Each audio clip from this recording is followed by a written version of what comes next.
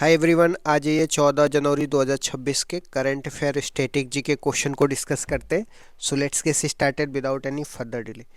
प्रश्न संख्या 1 से स्टार्ट करते हैं। इसरो का कौन सा मिशन हाल ही में इच्छित कक्षा में पहुंचने में विफल रहा है और यह किस रॉकेट से संबंधित था?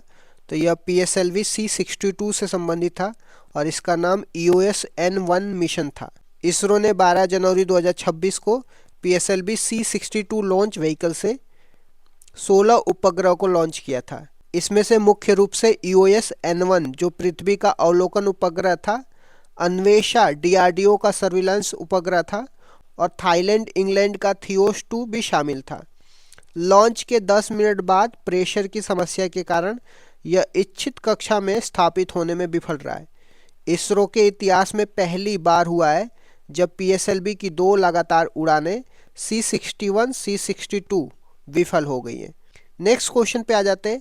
प्रतिवर्ष 12 जनवरी को मनाए जाने वाले राष्ट्रीय युवा दिवस 2026 का ऐतिहासिक महत्व क्या है?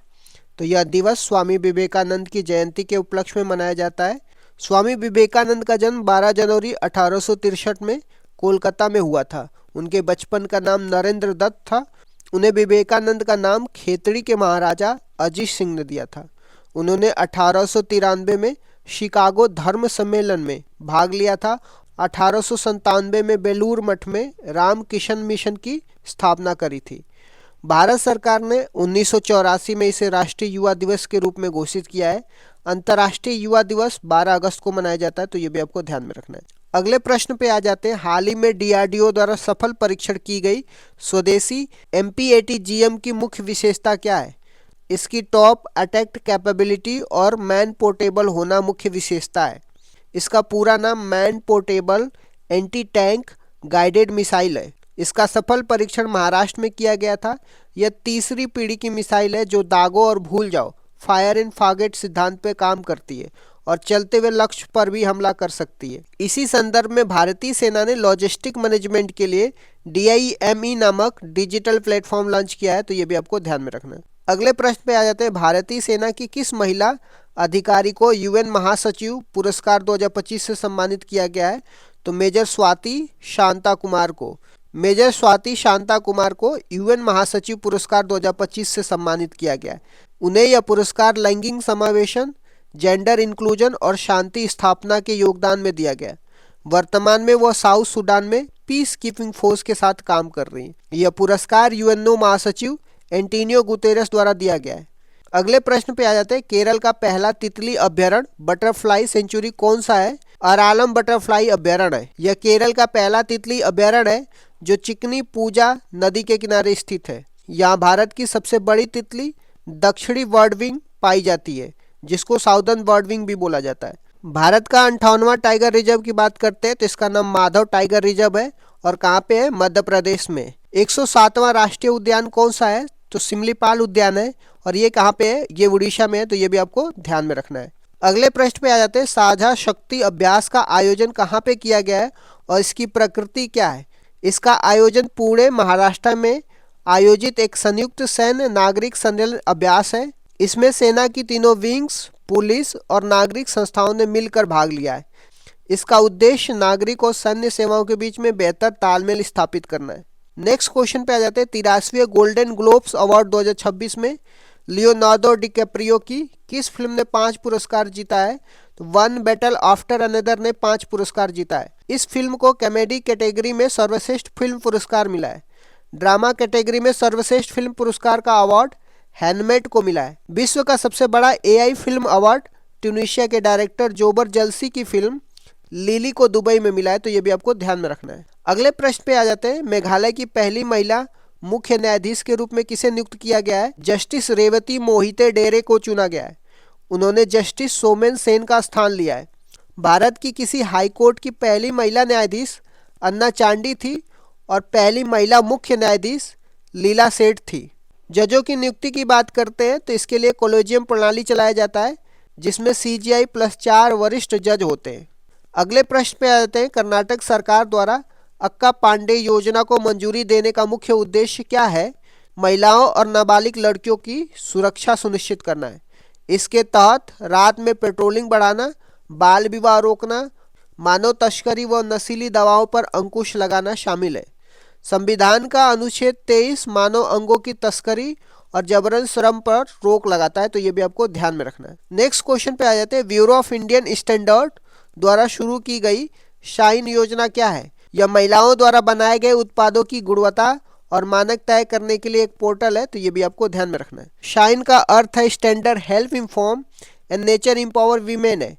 इसे बीएसआई के 79th स्थापना दिवस के अवसर पर नई दिल्ली में लॉन्च किया गया है। इसका उद्देश्य स्वयं सहायता समूह की महिलाओं के उत्पादों की बाजार में पहुंच बढ़ाना है। अगले प्रश्न पे आते हैं। हाल ही में एनएचआई ने किस इकोनॉमिक कॉरिडोर पर 4 गिनीज वर्ल्ड रिकॉर्ड बनाया है? बेंगलुरु कडप्पा विजयवाड़ा इकोनॉमिक कॉरिडोर पे 4 गिनीज वर्ल्ड रिकॉर्ड बनाया है। यह रिकॉर्ड 24 घंटे के भीतर सबसे लंबी बिटुमिनस कंक्रीट सड़क बिछाने और सर्वाधिक मात्रा में सामग्री के उपयोग के लिए बनाए गए हैं। अगले प्रश्न पे आ जाते हैं। राजस्थान का प्रसिद्ध कठपुतली कला किस श्रेणी में आता है? यह स्ट्रिंग पपेट्री श्रेणी में आता है, जिसमें धागे का उपयोग किया जाता है। राजस्थान की कठपुतली कला लगभग 1000 साल पुरानी मानी जाती है। अन्य राज्यों की प्रमुख कठपुतली कला की बात करते हैं। उड़ीसा की रावण छाया है और उत्तर प्रदेश की गुलाबो सिताबो है। केरल की कठपुतली कला की बात करते हैं तो उसका नाम पावाकुथु है।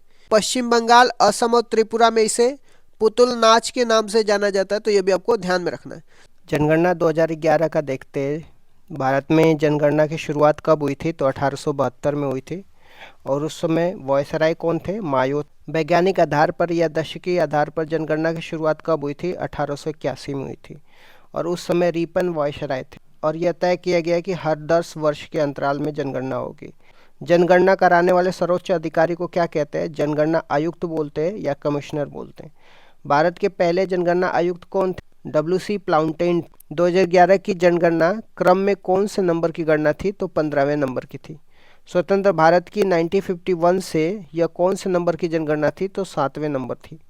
दशक के आधार पर 2011 की जनगणना का क्रम कौन सा था? तो 14वां था। किस दशक को महाविभाजक का दशक कहते हैं और क्यों कहते हैं? 1911 से 21 के दशक को महाविभाजक का दशक बोलते। इस दशक में जनसंख्या बढ़ने के बजाय कमी आई थी, क्योंकि अकाल महामारी के प्रकोप के कारण जनसंख्या वृद्धि न्यूनतम दर रही थी। वर्ष 1921 को महाविभाजक का वर्ष भी बोलते। 2011 की जनगणना के समय आयुक्त कौन थे? चंद्रमौली साहब थे। 2011 की जनगणना का आदर्श वाक्य क्या था? हमारी जनगणना हमारा भविष्य, आवर सेंसस आवर फ्यूचर। 15वीं जनगणना 2011 के तहत भारत की जनसंख्या कितनी थी? तो 121.09 करोड़ थी। और ये चीन के बाद दूसरा था, लेकिन वर्तमान में भारत पहले स्थान पर आ चुका है। 2001 से 2011 के बीच में दशक की वृद्धि कितनी हुई है? 17.7% हुई। 2011 की जनसंख्या के अनुसार महिलाओं की जनसंख्या कितनी परसेंट थी? 48.53% थी। 2011 की जनगणना के अनुसार पुरुषों की जनसंख्या कितनी थी? तो 51.47% थी। क्षेत्रफल के अनुसार सबसे बड़ा राज्य कौन सा है? राजस्थान है। और पहले स्थान पे मध्य प्रदेश था। छत्तीसगढ़ के अलग होने के बाद राजस्थान टॉप पे आ गया। क्षेत्रफल के अनुसार सबसे छोटा राज्य कौन सा है? गोवा है। क्षेत्रफल में सबसे बड़ा केंद्र शासित प्रदेश कौन सा है? लद्दाख है। क्षेत्रफल में सबसे छोटा केंद्र शासित प्रदेश यूनियन टेरिटरी कौन है? लक्षद्वीप है। सर्वाधिक जनसंख्या वाला राज्य कौन सा है? उत्तर प्रदेश है। भारत की जनसंख्या का कुल 16.51% केवल उत्तर प्रदेश में है। इसके बाद महाराष्ट्र 9.28% है, बिहार 6.8% है, पश्चिम बंगाल 7.5% है। न्यूनतम जनसंख्या वाला राज्य कौन सा है? सिक्किम है। सिक्किम की जनसंख्या भारत की कुल जनसंख्या का 0.05% है। उसके बाद मिजोरम का 0.09%, अरुणाचल प्रदेश का 0.11%, गोवा का 0.12% है। सर्वाधिक दशकीय वृद्धि वाला राज्य कौन सा है? मेघालय है। मेघालय में 27.9% की वृद्धि दर्ज की गई, जबकि भारत की औसत दशकीय वृद्धि 17.7% थी। न्यूनतम दशकीय वृद्धि ऋणात्मक वाला एकमात्र राज्य कौन सा है? नागालैंड है। नागालैंड में जनसंख्या बढ़ने के बजाय -0.6% की कमी आई थी। 2011 के जनगणना के अनुसार भारत का जन घनत्व कितना है? तो 382 व्यक्ति पर किलोमीटर स्क्वायर है। सर्वाधिक जन घनत्व वाला राज्य कौन सा है? बिहार है। बिहार में 1106 लोग प्रति वर्ग किलोमीटर स्क्वायर में रहते हैं। न्यूनतम जन घनत्व वाला राज्य कौन सा है? अरुणाचल प्रदेश है। अरुणाचल प्रदेश में केवल 17 लोग प्रति किलोमीटर स्क्वायर में रहते हैं। सर्वाधिक जनसंख्या वाला यूनियन टेरिटरी कौन है? दिल्ली है। न्यूनतम जनसंख्या वाला यूनियन टेरिटरी कौन है? लक्षद्वीप है। भारत में सर्वाधिक जनसंख्या वाला घनत्व वाला क्षेत्र राज्य या यूटी कौन सा है? तो दिल्ली है। दिल्ली का जन घनत्व बिहार की तुलना में 10 गुना अधिक है। 2011 के अनुसार भारत का लिंगानुपात कितना था? 943 था। प्रति 1000 पुरुषों पे 943 महिलाएं थी। सर्वाधिक लिंगानुपात वाला राज्य कौन सा है? केरल है।